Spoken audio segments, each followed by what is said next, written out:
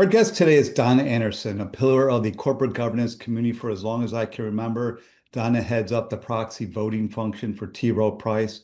Donna will also shortly be retiring. Congratulations to her. Donna is also a member of our Transparency Scientific Committee, the committee that selects the award winners for our annual Transparency Awards. We're going to talk about all things disclosure with Donna today on realtransparentdisclosure.com.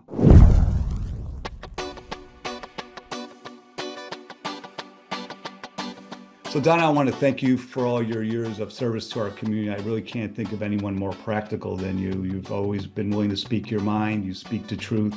And that can be rare, hard to come by, both in our profession and outside it. And so you've always been a breath of fresh air. And also you've been always willing to speak, particularly to companies. And we need to hear what investors think, particularly in sometimes some corporate people think of investors as the adversary. I really never understood that. And still, I'll never understand that. It's just not true.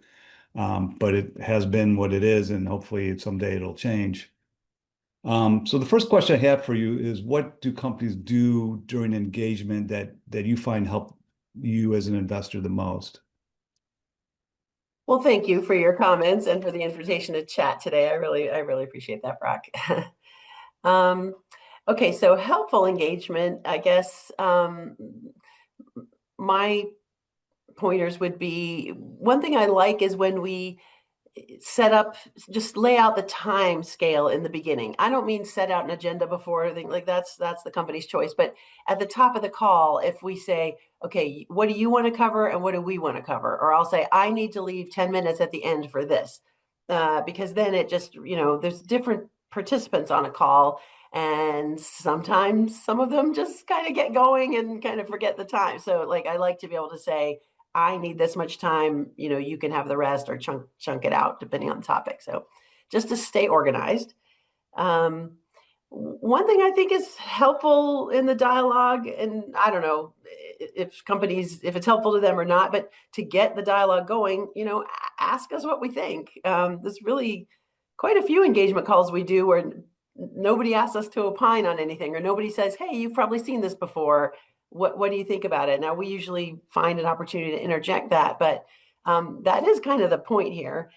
And maybe we should pause at this moment to say, in 2025, we are experiencing maybe some disruption around engagement. As you know, the new guidance, staff guidance to the SEC has caused some investors to be more reticent about offering their own opinions. So I guess it's, context dependent, but I think it's kind of a good icebreaker if there's a topic you're sort of wrestling with, to say, well, give us a few examples of companies that are in this same situation, and what do you think about that? So that helps. Candor, as you mentioned, that's kind of my my brand, and I think it saves time ultimately. And so we always note and appreciate when a company is more candid, usually around things like, they'll say, well, we got from point A to point B, but we really struggled with this, or we thought about doing option A, but now we're going to do option B. Just sort of telling us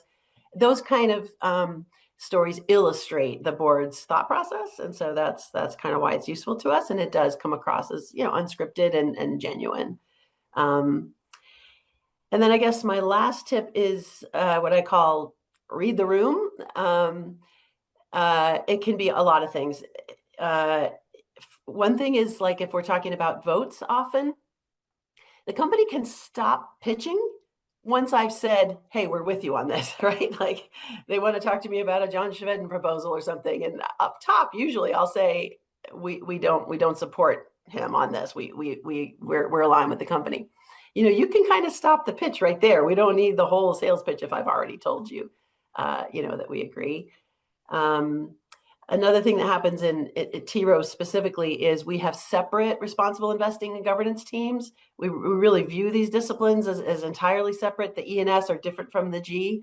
And so, again, in terms of the best use of time, if we've already said, look, there's no governance person on this call, it's just an RI agenda, or there's no RI person on this call, it's just a governance agenda, we don't really have depth on the other side of the line here. And so it's not a great use of time if if you sort of just proceed with the script and we don't have anybody, any counterpart on that end. Another kind of read the room thing is like, I think most companies know this now, but I can give you 20 minutes if it's April or May, and I can give you 45 or minutes or an hour if it's October, but I can't give you an hour, in the middle of May. So just being real targeted about the agenda, depending on where we are in the season. Yeah, putting yourself in another person's shoes is critical to all aspects of life, but yet so few people do it. So that's one of your pet peeves, the people that can't read the room. What are other types of behavior that might frustrate an investor during engagement?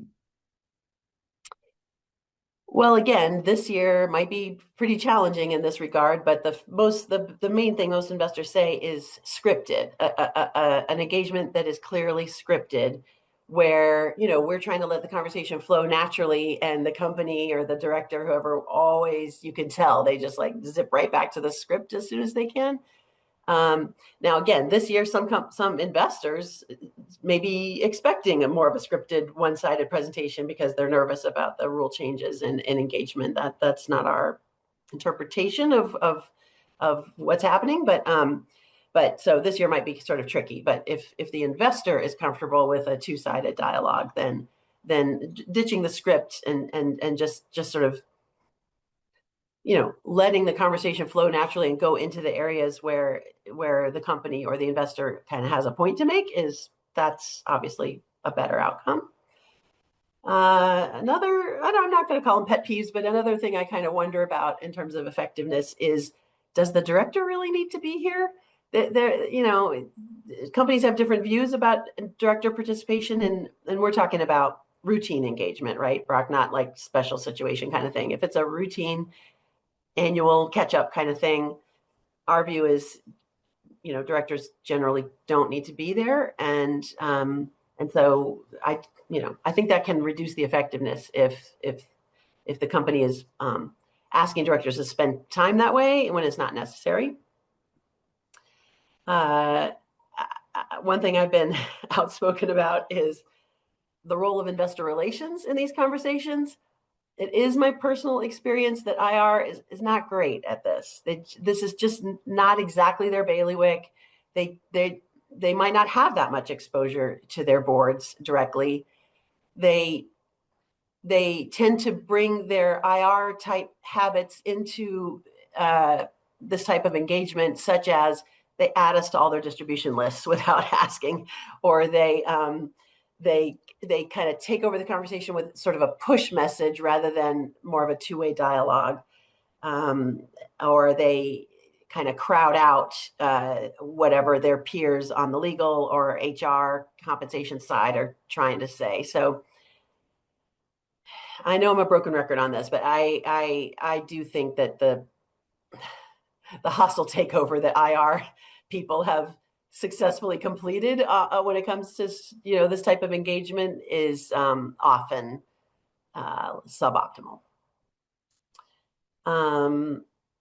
One common thing is companies that aren't fully briefed, or all their participants aren't fully briefed on the difference between an active and a passive investor. Like, the way you might approach talking about the company is quite different if it's a company that knows you well, and an investor that knows you well and has an analyst following versus an investor without a sort of research-driven process.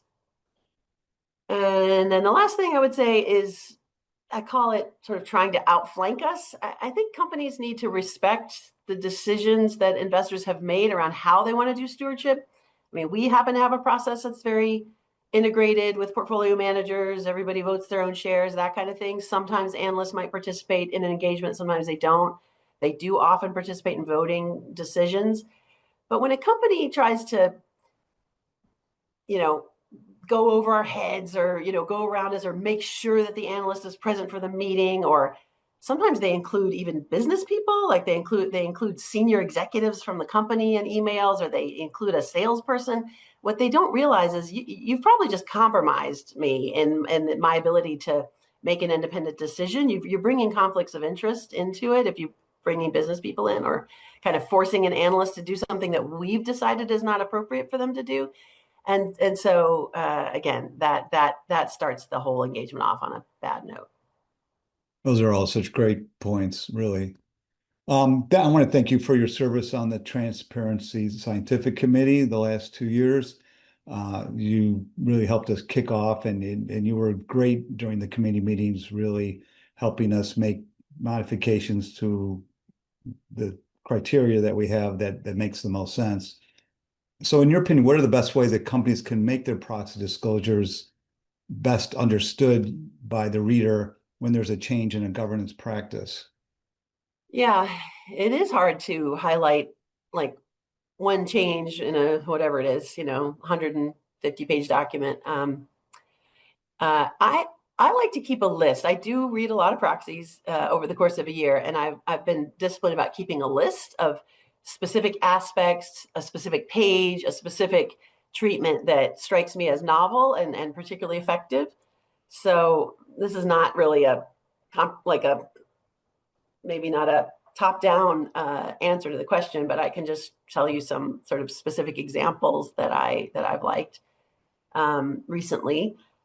One is uh, when the board has its own voice in the proxy. I'm always kind of surprised at the number of companies and big companies that still don't have any kind of letter or introductory remarks from the lead independent director, the chair of the board, no sort of business context up front. They just go straight into like, here's how you vote, and here's here's who we're nominating, and they don't even say what business they're in until you get to like page 40 and it's time to talk about compensation. Like, that's kind of crazy. Give us a little bit of context. How does the board think we did this year? Let's start there. And it also, I think, serves to help it make it clear to the reader that the board has sort of ownership over this message. And so let's kind of create their own voice. So I like that.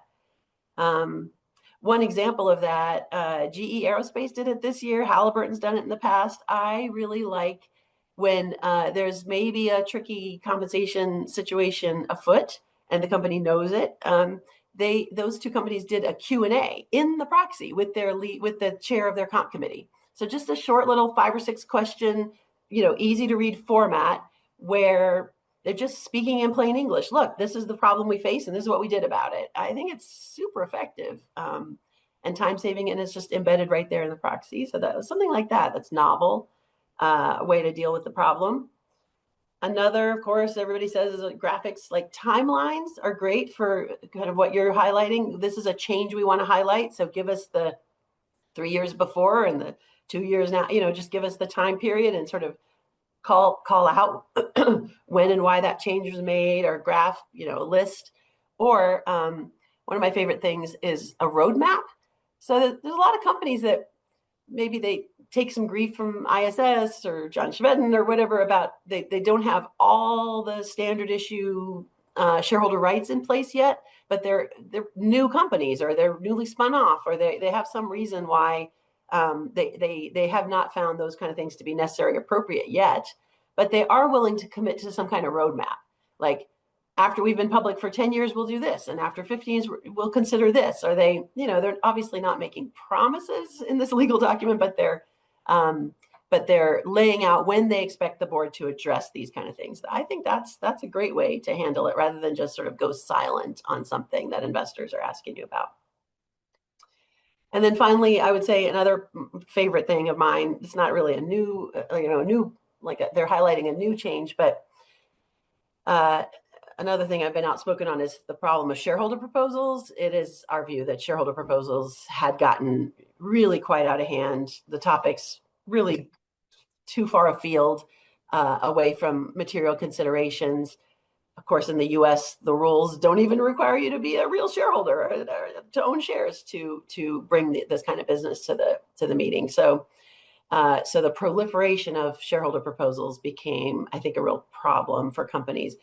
And I really like the ones that dealt with it in a creative way. So for instance, Mondelez puts the shareholder proposal language, since they're required to just print what the proposal says, they use color. They block it out in a color to make it very clear to the reader that that's not Mondelez speaking, it's the proponent.